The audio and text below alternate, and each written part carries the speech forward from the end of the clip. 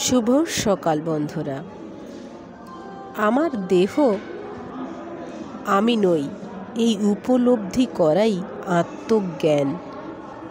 যিনি এই দিব্য লাভ করেছেন, পরম ধামের লাভের অভিলাষী, তার কাছে উপলব্ধি অপরিহার্য।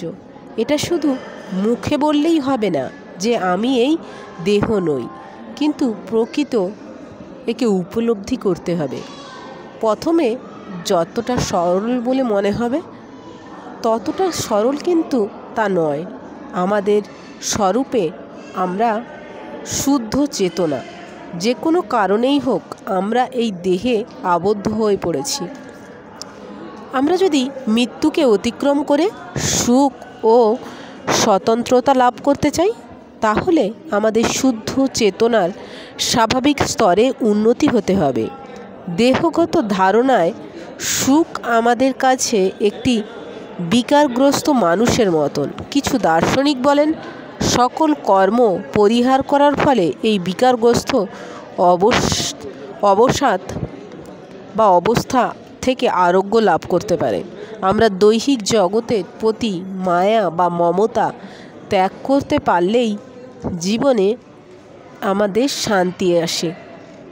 আমরা যতক্ষণ এই উপলব্ধি হই যে আমার এই দেহ আমার নয়, এটাও কারুর দান মাত্র, আমার শরীরটাই আমি আবদ্ধ হয়ে আছি, এই মায়া আমাকে ত্যাগ করতে হবে, তখনই দেখবে চারিদিকে অদ্ভুত শান্তি আসবে।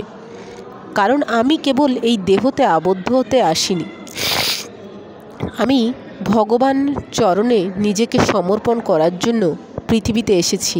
কিন্তু পৃথিবীতে এসে আমার করে জীবনটা না কাটিয়ে নিজেকে এই আত্মজ্ঞান থেকে এই আত্ম উপলব্ধি করতে হবে যে আমার দেহটাই আমার নয়। আমার দেহটাকে পৃথিবীতে পাঠিয়েছে ভগবানের